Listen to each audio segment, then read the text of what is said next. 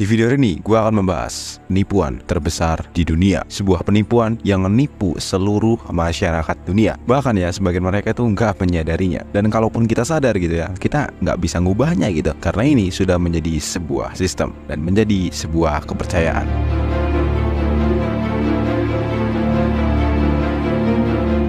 Sadar nggak sih kalian bahwa emas itu adalah emas, US dollar itu kertas, koran adalah kertas, buku itu kertas gitu. Sampai sini mungkin udah ada yang paham dan ada yang belum gitu. Jadi mari kita bahas ini lebih dalam lagi. Gue nggak bakal bahas sejarahnya karena terlalu panjang. Mungkin ya di video lain lah. Intinya gini cuy, dulu ya US dollar itu harus dicetak dengan jaminan emas gitu. Intinya uang kertas atau US dollar gitu dicetak sesuai dengan jumlah emas yang ada di dunia ini. Gak boleh lebih. Tetapi nih ya, pada tahun 1971 Presiden Amerika Serikat pada saat itu melepas percetakan uang berbasis emas. Jadi US dollar yang tadinya ada jaminan emas sekarang dicetak modal angin, dan penipuan terbesar di dunia pun berhasil. Jadi siapa yang ada di balik ini semua? Tentu saja The Rothschild. Udah 50 tahun era uang kertas berjalan, berarti kita udah ditipu selama 50 tahun harusnya. Tapi sebenarnya sih lebih dari itu gitu ya. Jaminan uang kertas itu cuman kepercayaan. Literally cuman kepercayaan. Jadi kita percaya bahwa uang itu berharga ya karena kita cuman percaya gitu. Tapi apakah semua mata uang di seluruh dunia itu bisa dicetak seperti US dollar gitu?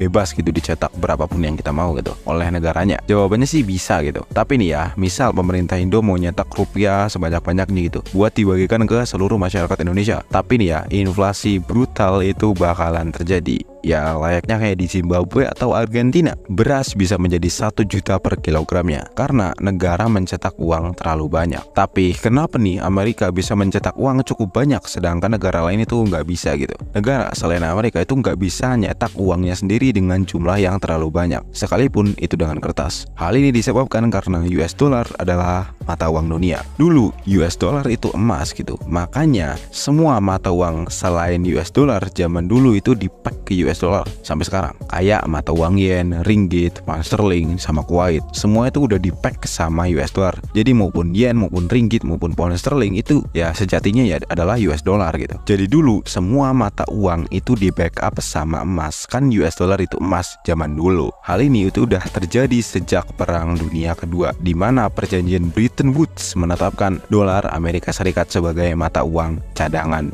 utama dunia atau devisa sebuah negara. Karena US dollar saat itu dicetak di backing dengan emas gitu, sedangkan mata uang lainnya belum tentu di backing sama emas gitu. Tapi US dollar zaman dulu itu di pack sama emas. Sebelum akhirnya tahun 1971 Presiden Amerika Richard Nixon menandatangani dan menyatakan bahwa US dollar akhirnya resmi hanya sebuah kertas. Dan hal ini sebenarnya juga sudah terjadi dari tahun 1930, cuman peresmiannya aja yang 1971. Salah satu dampak fiat money adalah volatilitas mata uang. Jadi mata uang naik turunnya itu gila-gilaan sejak era uang kertas. Banyak dampaknya bahkan di Indonesia gitu. Contohnya di Indonesia ya krisis 1998. Krisis yang terjadi itu setelah adanya era fiat money. Kalau standar emas masih diberlakukan, mungkin krisis tahun 1998 itu nggak akan terjadi, mungkin aja gitu. Volatilitas mata uang terjadi itu sejak era fiat money. Rupiah ya, kalau kalian tahu nih, uang kita, uang bangsa Indonesia, rupiah zaman Soeharto yaitu 1970 itu 1 dolar setara dengan 360 rupiah. Bayangin, 1 dolar zaman dulu 1970 itu 360 rupiah. Di tahun 1990 1 dolar itu udah setara 1.800 rupiah. Nah, naiknya berapa tuh? Udah gila banget. Dan di tahun 2000 rupiah itu udah di angka 8.000 per dolar. Dan sekarang saat video ini dibuat itu udah di angka 16.000 per 1 dolarnya. Bayangin aja cuy, itu kenaikannya berapa ratus kali lipat dari 1970. Tapi sebenarnya sistem fiat money itu juga bagus-bagus aja gitu jika uang tidak dicetak berlebihan gitu. Tapi faktanya itu yang nggak seperti itu gitu. Mereka atau The Federal Reserve itu mencetak uang ya semua mereka gitu, bukan sesuai kebutuhan mereka, tapi sesuai keinginan mereka. Kalian cari duit susah payah gitu, mereka bisa nyetak seenak jidat gitu. Modal angin, modal tinta sama kertas gitu. Pintar sekali ya mereka-mereka, gokil sekali kan, bisa kepikiran hal yang wow, out of the block gitu ya. Hal ini bukanlah sebuah kebetulan, tapi udah direncanain cuy oleh beberapa orang di dunia pada saat itu. Gue juga malas ceritanya karena panjang banget sejarahnya gitu. Kalian bisa cari aja di channel lain ya tentang sejarah terciptanya The Federal Reserve, terciptanya uang kertas tanpa basis apapun, ya berbasis kepercayaan doang.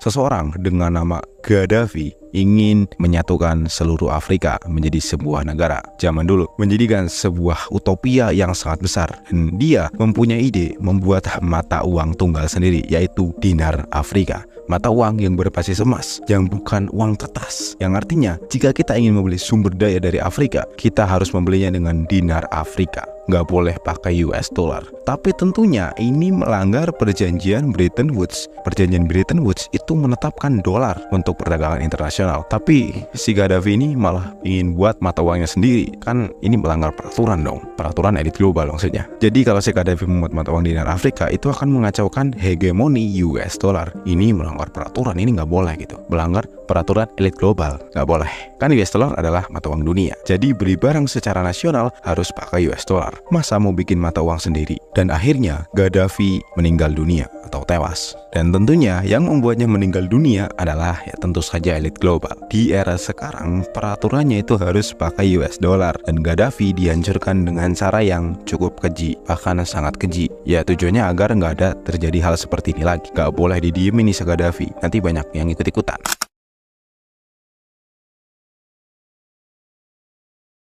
Setelah kita sudah tahu bahwa kita ditipu oleh para elit dunia, bahkan gak hanya kita yang ditipu, tapi banyak negara juga kena tipu oleh para elit dunia. Solusinya ya nggak ada gitu, karena ini sudah menjadi sebuah sistem yang nggak mungkin bisa diubah. Tapi bang, ini kan baru 50 tahun. Memang betul baru 50 tahun, dan era uang kertas juga mungkin nggak lama lagi. Tapi tetap ada penggantinya, dan penggantinya fiat, cuman berbasis cryptocurrency. Lah kok jadi ke kripto bang? Simple, karena kripto juga bikinan mereka. Kripto itu dibuat oleh elit dunia, atau bisa kita sebut ya Satoshi Nakamoto lah. Gue bakal bahas di video lain kenapa bisa Satoshi adalah elit dunia. Jadi ya sebenarnya kita memang sudah nggak bisa memikirkan solusi dan menghentikan penipuan ini, karena penipuan ini sudah berhasil menipu semua orang di dunia.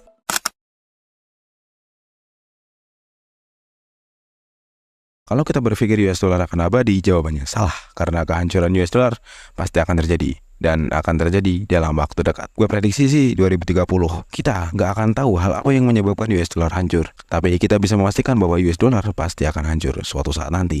Video ini mungkin udah cukup panjang dan mungkin hanya 20% dari kalian yang masih nonton sampai sini. So terima kasih udah nonton sampai habis. Gue cuma minta kalian buat like sama subscribe channel ini, karena kalau kalian nggak subscribe dan kalian nggak like, kalian nggak akan bisa menjadi kaya mendadak. So sampai jumpa di video selanjutnya.